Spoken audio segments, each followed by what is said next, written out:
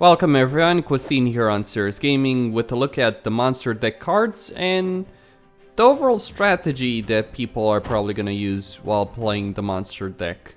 So let's start with obviously the leaders of the Mosnter Deck. So you get Eridan. Eridan, his ability as a leader is play a 10 strength card. Now, the innate ability of the Mosnter Deck is when a turn ends, you keep one of your cards on the field. It's a random card. One strategy that people are using that's pissing off some people is they play either Geralt or Eridan at the beginning of the game in the first round, then they end the turn, and that forces the player they're playing against to not only have to deal with a powerful card, the 10 or 12 strength card that can't be removed from the field because it's a gold card, but also a card that will stay on the field. So there's a lot of RNG with the innate ability of the Mosnter Deck, but that is making good use of it. However, it's not necessarily a good idea to let your opponent basically get the first round one way. Like, what most people will do probably in that situation is they'll try and win the round anyway. And of course they'll spend cards for it, but winning the first round is kind of a big deal. Anyway, then you get Gels, which sets the strength of all non-gold units on one of your rows to 6. So you can get some very weak units on a row and then set them to 6, which will buff them by quite a bit. And then finally the Dragoon, which spawns Biting Frost, Impenetrable Fog, or Torrential Rain. It's your choice. So you get one weather effect of your choosing. And that's not necessarily the most useful innate, but it certainly is not one of the most useful leader abilities, but it certainly has its value. Which one's the best? Well, I think Gels and Eridan are certainly better than the Dragoon, but that's just where I stand.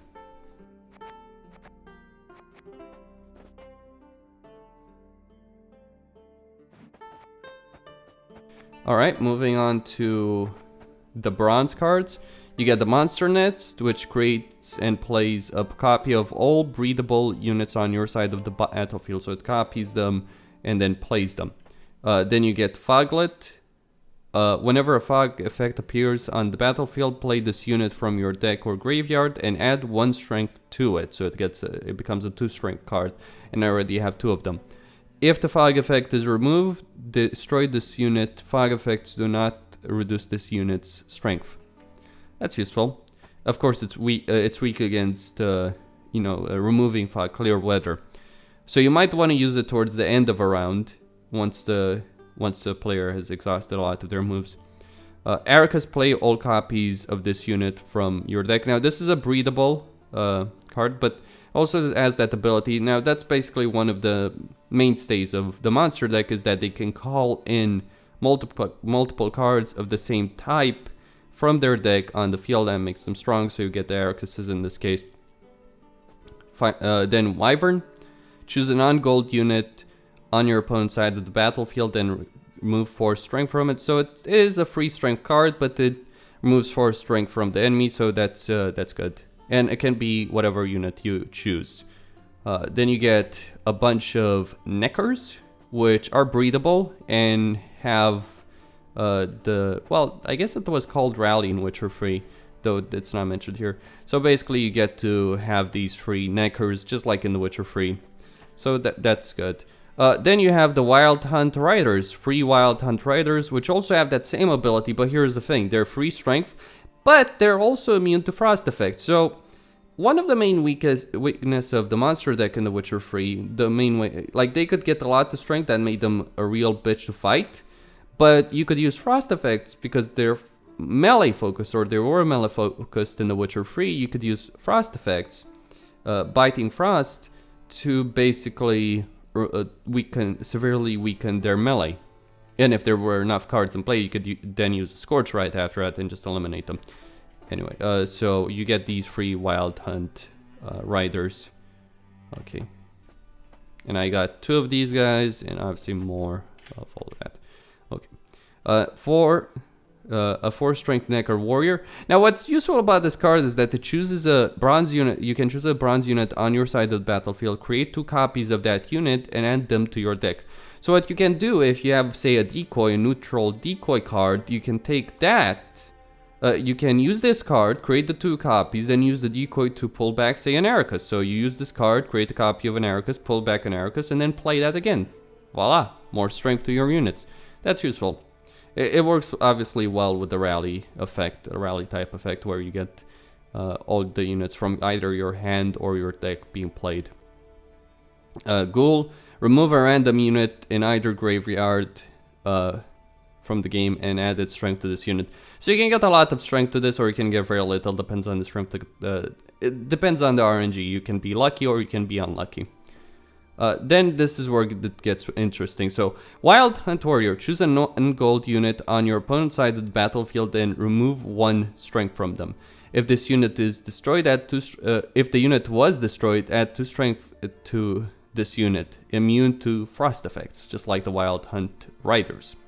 Archgriffin. Now this is where this card is probably the most powerful card monsters can get. Remove any weather effects from this unit's row, but only on your side of the battlefield. And set the strength of any affected units to its original value. So basically, you can throw a frost, or your opponent throws a frost, in the melee row, where you obviously will have a lot of your units. You can use this card to remove it from your side, but not the opponent's side. That really fucks them over. That really does. Or you can drop a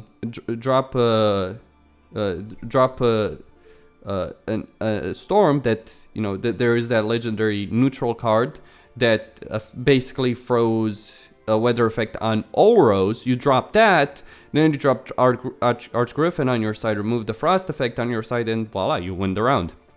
Unless the opponent has a clear weather to remove it from his side. Either way, it's a very good way. It's a very strong card, and I'd certainly recommend people use this one. Golem, this has like a death rattle effect if you are thinking of Hearthstone. So when removed from the battlefield, create and play 2 lesser golems.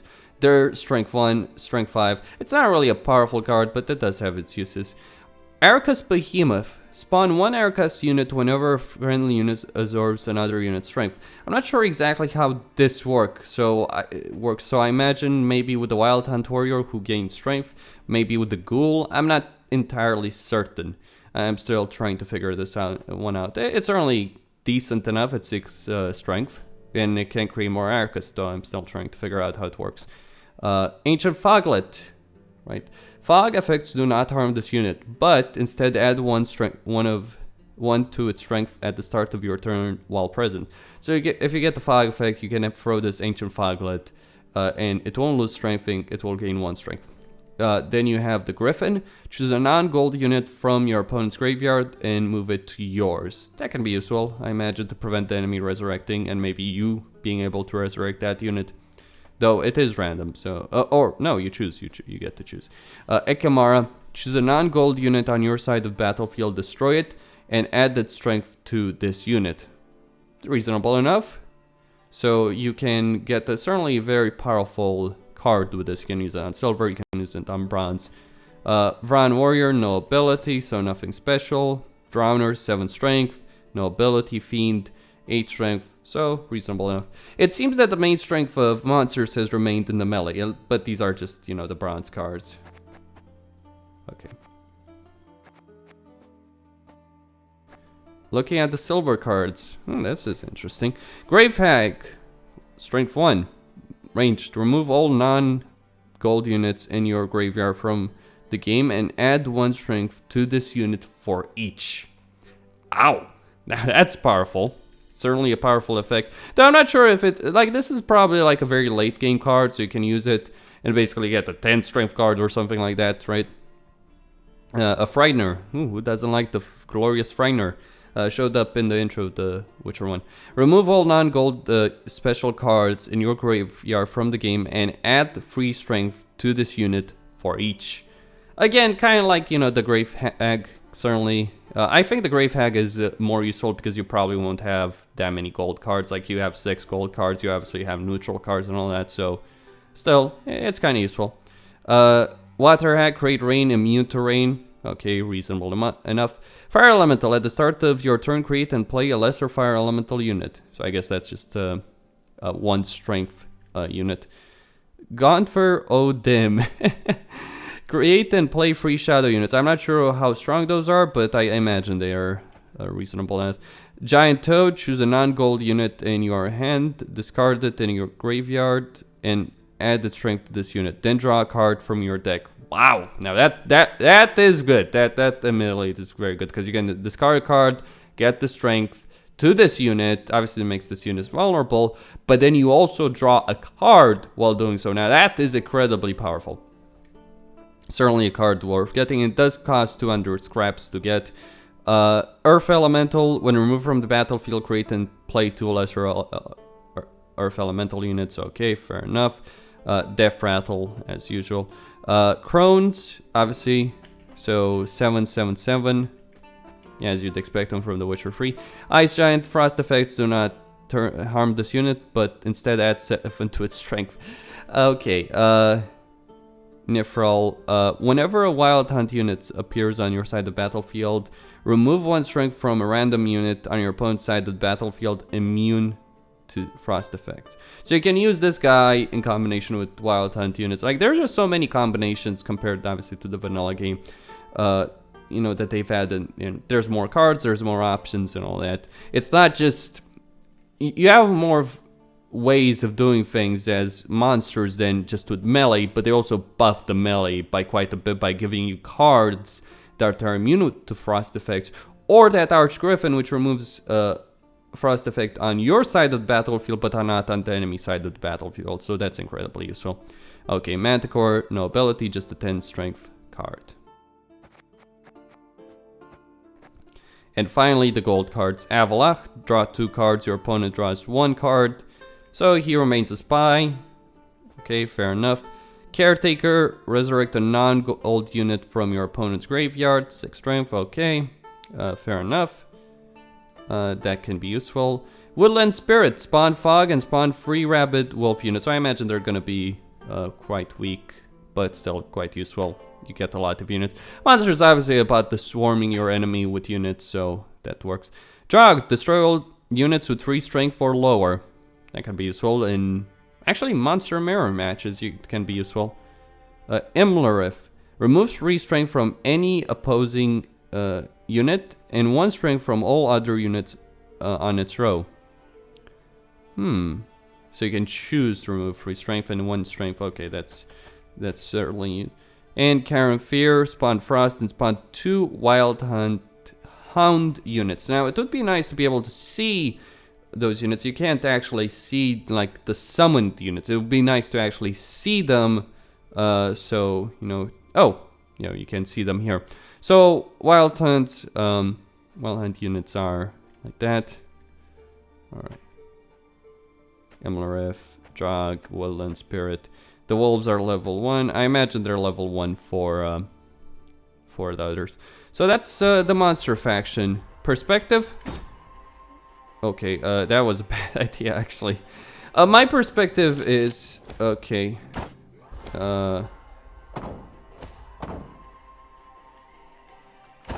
My perspective on the issue of the monster deck is, I think that it retains the core strength and it's gotten some buffs, especially with the Frost immunity. Just gonna play a game with my monster deck. It's obviously a weak deck. Close ranks! Foltest versus Eridan. I do think that it might be too powerful. Like, monster deck was already powerful enough. It's just that they had specific weaknesses that people did exploit when playing Witcher 3. I'll just get rid of the Vran Warrior and then get rid of the Air, because that I got instead. I'll take the Golem, and I think I should get rid of one of the Fiends. Okay, there we go. So, we'll see what this leads to. We will indeed see what this whole thing long live, etc., etc. But I do feel that there's probably going to be balances. And here's the thing, a lot of people are bitching about the monster decks. Specifically, their innate ability is annoying a lot of people just because of the way... I don't get why Geralt gets 2 strength points. How does that trigger? It's not in the description, it's missing something.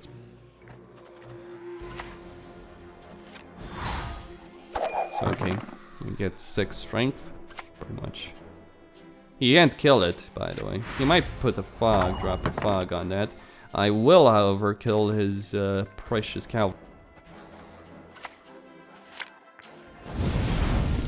Before he can get too strong. You might want to get some more clear weather than usual with Mosnter Deck.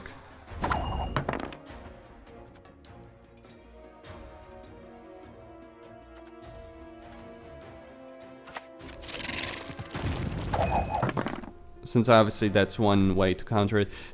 And keep in mind, Scorch is a real bitch to deal with as the Mosnter Deck. Regroup! And there's nothing out there to fix that. Okay, I could play Aradin, but...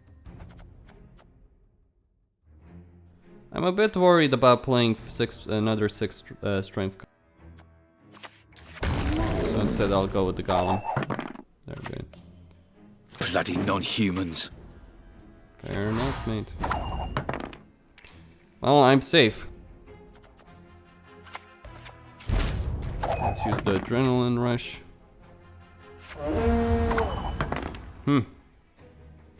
How nice of him.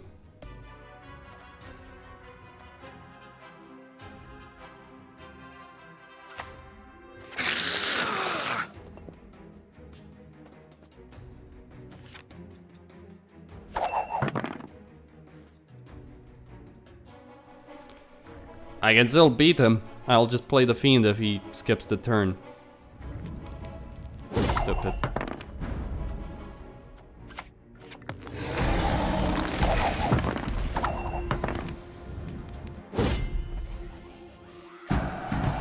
I mean, obviously he probably decided that it's not worth trying to fight that, but still. It's annoying.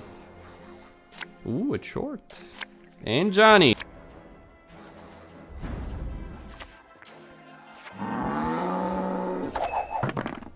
And we go at my cow. Alert! To arms!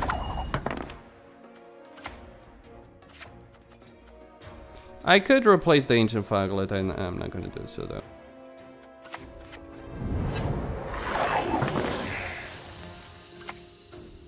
I told you so, you idiot!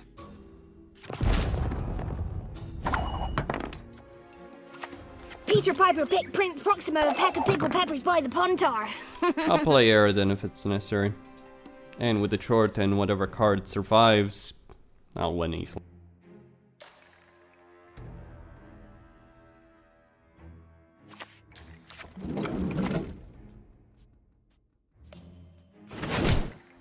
Why would you hit that particular card? Dead. It seems a bit foolish to hit the card with the Death Rattle on it. Just say. Crush those vermin!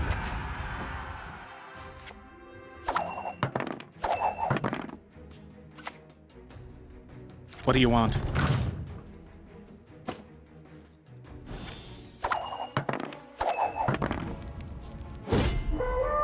And with that, I win the game. Because obviously my cards stay. Aradin stays. Short stays. Fog. Go ahead, throw your worst. There's no way you win this one.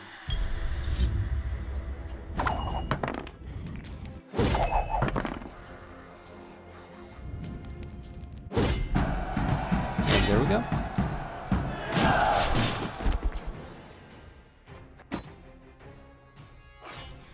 There are things I think they need to change. And by the way, this whole reward system.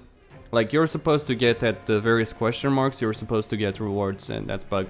Hey, expected beta and all that. Closed beta, not even open beta.